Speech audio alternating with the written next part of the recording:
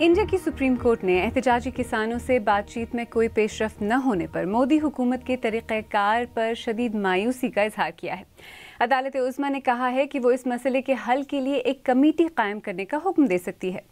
इस दौरान हज़ारों किसान नए ज़रई क़वानीन को ख़त्म करने के अपने मुतालबे के साथ शदीद सर्दी के मौसम में दिल्ली के नवाह में एहतजाज पर बैठे हुए हैं। किसानों और हुकूमत के दरमियान आइंदा मुज़ाकरात 15 जनवरी को होने वाले हैं। दिल्ली से हमारे नामनिगार शकील अख्तर की रिपोर्ट।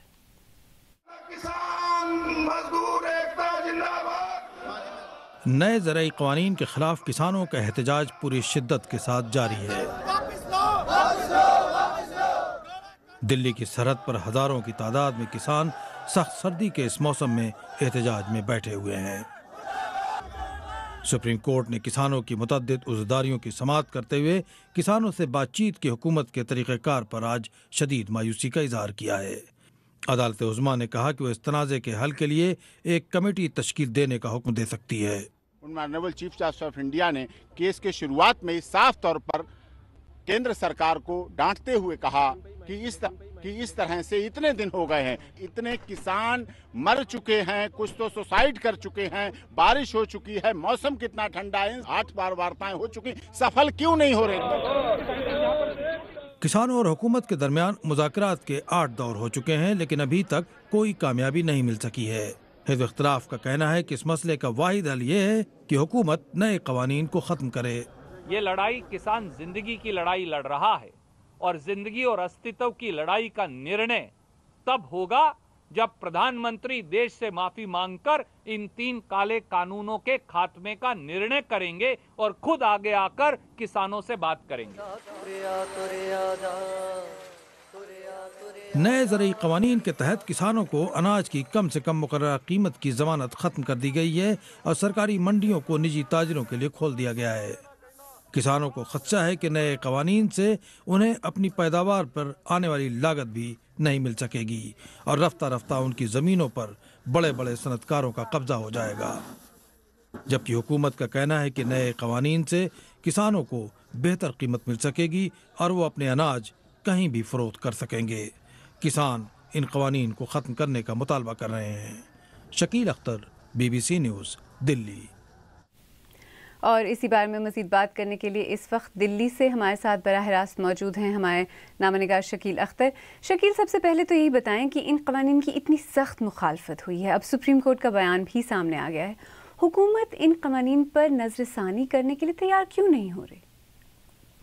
देखिए आलिया, पहले तो ये समझना ज़रूरी है कि ये क़वानीन जो लाए गए थे, जो मोदी हुकूमत का मकसद ये था कि इससे किसानों को फ़ायदा पहुँचे और उन्हें बेहतर मुनाफा मिले, जिससे हुकूमत जो लाखों करोड़ों की जो सब्सिडी की शक्ल में किसानों को देती है वो न देनी पड़े और किसान बेहतर मुनाफा कमा सकें।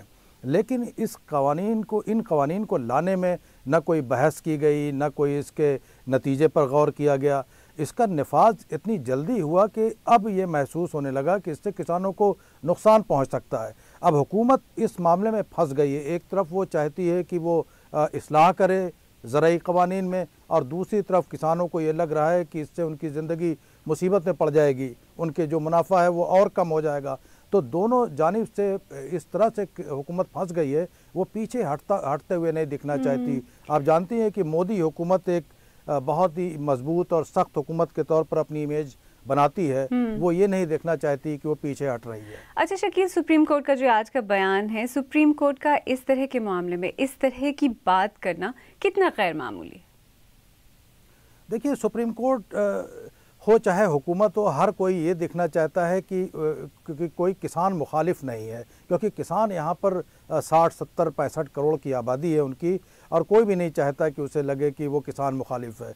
और इससे पहले भी सुप्रीम कोर्ट मसालिहत की कोशिश जब इस तरह के तनाज़े होते हैं करती है, लेकिन इस मामले में यकीनन सुप्रीम कोर्ट का रवैया हुकूमत के लिए गैर मुतवक्को तौर पर सख्त है।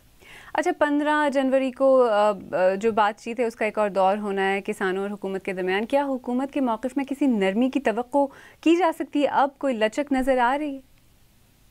देखिए, अभी कल तो सुप्रीम कोर्ट ने ये कह दिया है कि वो एक फ़ैसला करने वाली है और उसमें गालिबन वो एक कमेटी तश्कील देगी और ये कमेटी ये फ़ैसला करेगी कि किसी तरह से जो किसानों के इश्यूज़ हैं और हुकूमत का जो एक कॉमनलिटी, एक किसी तरह से एक मुश्तरक पॉइंट बनाया जाए ताकि इस मसले को हल किया जाए। मेरा ख़्याल है कि ये कमेटी अगर बन जाती है तो इसमें किसान भी शायद कुछ लचक का मुजाहरा करें और हुकूमत को भी किसी लचक का मुजाहरा करना पड़ेगा। लेकिन शकील, अगर अब इस सब के बाद भी हुकूमत जो है वो अपने मौक़िफ़ पर मजमूई तौर पर कायम रहती है तो सुप्रीम कोर्ट क्या मज़ीद कुछ कर सकती है? आफ्टर ऑल सुप्रीम कोर्ट का रोल तो क़वानीन की तशरीह करना ही होता है ना। देखिए, इसमें कोई दो राय नहीं, लेकिन ये मामला हुकूक इंसानी का भी है। इसमें बुनियादी तौर पर जो मुकदमा सुप्रीम कोर्ट में था वो ये था कि किसान सड़क पर बैठे हुए हैं और इससे मुश्किलात पेश आ रही हैं, ये मामला गया था। लेकिन ये एक लार्जर इशू है, एक जब माशरे का एक बड़ा इशू है, तो मेरा ख़्याल है कि इसमें सुप्रीम कोर्ट यकीनी तौर पर इसमें मदाखलत जहाँ तक कानून का मामला है उसमें नहीं करेगी, लेकिन उसकी ये कोशिश ज़रूर रहेगी कि किसी भी तरह से मसालियत के ज़रिए जो है या किसी कमेटी के ज़रिए इसमें बातचीत के ज़रिए एक ऐसा पॉइंट हासिल किया जाए कि जिससे किसानों को भी यकीन हो जाए कि उनका जो मुनाफा है वो बरकरार रहेगा, हुकूमत की जो यकीन दहानियाँ हैं वो पूरी करेगी और हुकूमत की भी इज़्ज़त इस लिहाज से बची रहे कि ये लगे कि वो पीछे नहीं हटी है और उसकी जो एक मजबूत और सख्त जो इमेज बनी हुई है कि वो किसी कानून पर वो पीछे नहीं हटती, वो इमेज बरकरार रहे। मोदी हुकूमत के लिए बहुत ज़रूरी है, क्योंकि आने वाले दिनों में वरना दूसरे कवानीन जैसे CAA का जो कानून है शरीयत का, उसके ख़िलाफ़ भी आवाज़ें उठ सकती हैं। दिल्ली से शकील अख्तर हमसे बात करने का बहुत शुक्रिया।